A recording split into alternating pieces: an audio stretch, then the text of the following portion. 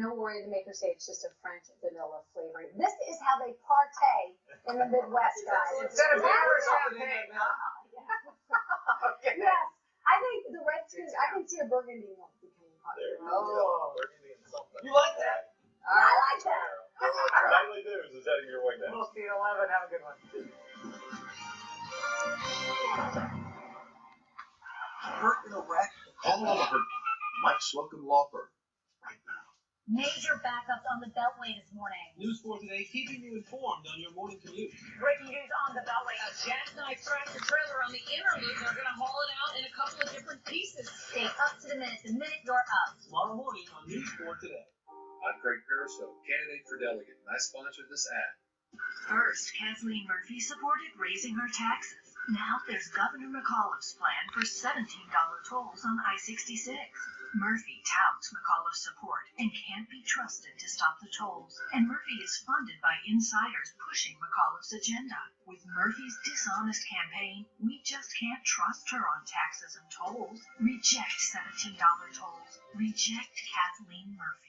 For state senate, who shares our values? Jeremy McPike supports school funding, thinks women should make their own healthcare decisions, and favors background checks on all gun sales. Hal Parrish, as mayor, he slashed education, fought to block women's health clinics. Parrish gets an A from the gun lobby. They oppose background checks to keep guns out of the hands of dangerous people. Virginia extreme or mainstream? Vote McPike for Virginia. Everytown for Gun Safety Action Fund sponsored this ad. Coons is the #1 selling Toyota dealer, the #1 selling Ford dealer, #1 GM dealer, #1 Jeep, #1 Kia, and on and on and on. And that's because our Coons wow prices save you up to 25% off MSRP. Plus, Coons gives you up to 25% more for your trade, which is why Coons has sold over 2 million vehicles and counting. Go ahead, see for yourself. Online now at Coons.com. Tomorrow's sunrise time from Sleepy's. Only Sleepy's has mattress professionals to help you find the most comfortable mattress. So forget the amateurs. Trust Sleepy's, the only mattress professionals. Tonight, the fire emergency on the runway in Florida. A packed jet suddenly burst into flames. Tonight, the race to get out alive. Injured passengers rushed to the hospital. What happened? Is it panic time for Jeb Bush in crisis mode, insisting his campaign isn't on life support after a dramatic and some say disastrous confrontation with his one-time protege, Marco Rubio? Late developments in a massive manhunt for an armed and extremely dangerous fugitive who opened fire on a police officer. Communities on lockdown, schools shut down. Tonight, the FBI may be closing in. And flu shot concerns. Is the vaccine less effective in people who take statins, the blockbuster cholesterol drugs? The provocative new research leaving so many asking what to do. Nightly News begins right now. This is NBC Nightly News with Lester Holt, reporting tonight from Los Angeles. Good evening. For the second time in this country in as many months, the frightening sight of smoke pouring from a burning commercial passenger plane had many fearing the worst. As it was, several of the more than 100 people aboard were injured this afternoon while trying to flee a Boeing 767 engulfed in thick smoke after an engine burst into flames at Fort Lauderdale Hollywood International Airport in Florida. It happened as the jet was awaiting takeoff on a flight bound for Venezuela and comes just weeks after a similar incident involving a British jetliner in Las Vegas. NBC's Kerry Sanders is at the airport for us tonight with late details. The Dynamic Air Flight 405 had just pulled away from the gate, leaking fuel. Dynamic out of the left engine. It looks like it's leaking a lot of, I don't know if it's fuel, fluid leaking out of the left engine. Within moments, the left engine erupted in fire. Doors open, slides deployed, passengers scrambled for their lives. We just saw the fire, people started freaking out, and we just left the airport. I heard a loud bang, turned around, saw the lights, saw flames, ran to the front of the aircraft, and I heard people screaming, running to the front. I'm like, what's happening? So I turn around and look in the window, and it's like flames all over the turbine of the plane.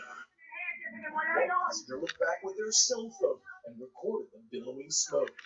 She says in part, they took us out. It was an emergency. The plane was on fire. Stewardess calmly, very calmly, started the procedure, opened the door, the plane was still moving when this was going on. Meanwhile, 101 passengers and crew on board evacuated on Boeing 767 in 6 minutes. Meanwhile, one in serious condition with a head injury. Most, it's believed, injured in the panicked escape, not by the fire. Firefighters filmed a long line along the taxiway where it appears a trail of fuel had been dripping from the plane before it caught fire. Dynamic Air, based in Greensboro, North Carolina, is a charter airline that only began operations from Fort Lauderdale to South America about 6 months ago. Dynamic Air is a small charter airline with only 5 planes in its fleet. Tonight, they have a representative here to answer questions from the National Transportation Safety Board. The NTSB has a team here to examine the aftermath to try to determine what went wrong. Meantime, as the airport was closed here for several hours today, 182 flights were delayed, 42 canceled. Lester? Some scary moments. Kerry Sanders, thank you. There is fast-moving fallout tonight from that dramatic confrontation in Boulder. Jeb Bush struggling in the polls and needing a big breakout moment. He got one, but not in the way he imagined. He went on the attack against his one-time protege, Marco Rubio, but it was a devastating swing and a miss, leaving Bush reeling, donors frustrated, and some wondering if his campaign is nearly over.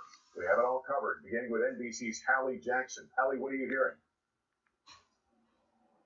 Lester, NBC News has learned Jeb Bush promised his donors today he will work to get better as a candidate and as a debater. That conference call, an attempt to calm donors' nerves, as Marco Rubio's team looks to recruit any shaky Bush support. Even loyal Bush backers tell us today they feel frustrated since they see a way for Bush to win, but it's not by doing what he did last night. Jeb Bush now forced to answer whether today marks the beginning of the end for his campaign or the beginning of a comeback.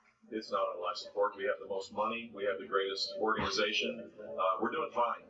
Bush on defense after what many viewed as a dismal debate night, defined by this moment, a punch that didn't land against Marco Rubio and his missed Senate votes. You can campaign or just resign and let someone else take the job. Jeb, I don't remember, well, let me tell you, I don't remember you ever complaining about John McCain's vote record. The only reason why you're doing it now is because we're running for the same position and someone has convinced you that attacking me is going to help you. Today, Bush again put his one-time protege on notice. I do think people ought to show up for crying out loud. Sticking with a strategy that's now agitating even some supporters. The Republican Party isn't going to like a personal argument coming out of Jeb Bush's mouth. He still has money muscle, his brother fundraising for him in Washington today. I don't believe Washington should be our master. But donors could defect if something doesn't change soon. You never want to be answering questions the day after a debate about whether your campaign is on life support or not. The calls to reset his message coming after months of falling fortunes for the former favorite. This 6-month slide taking a toll on his attitude. I got a lot of really cool things that I could do other than sit around being miserable. The campaign acknowledging it needs to adapt, shifting focus to New Hampshire, where today Bush picked up a key establishment endorsement. End is not near. And establishing a confidence he hopes supporters will feel. Hallie Jackson, NBC News, Reno. This is Peter Alexander in Washington, where Ted Cruz, fresh off a commanding debate performance, is looking to make his next stand. The Texas senator abruptly postponing a campaign swing through Nevada, instead rushing back to Capitol Hill to rail against a bipartisan budget deal. NBC News has learned both Cruz and Marco Rubio's campaigns have seen a fundraising spike, roughly $1 million each since last night, where Cruz unleashed a missile against the media and the moderators. If you look at the question, Donald Trump, are you a comic book villain? Ben Carson, can you do math? How about talking about the substantive issues people care about? A conservative war cheered on by the Republican crowd. The Democrats have the ultimate super PAC called the mainstream media. This afternoon, the New York Times called on Chris Christie to drop out. His response? Can't read the article because I don't have a subscription. I'm not going anywhere. That fiery exchange just hours after this impassioned appeal about misplaced priorities. We have people out of work. We have ISIS and Al-Qaeda attacking us. And we're talking about fantasy football?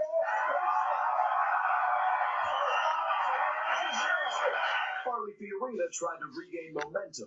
I may not be your dream candidate just yet, but I can assure you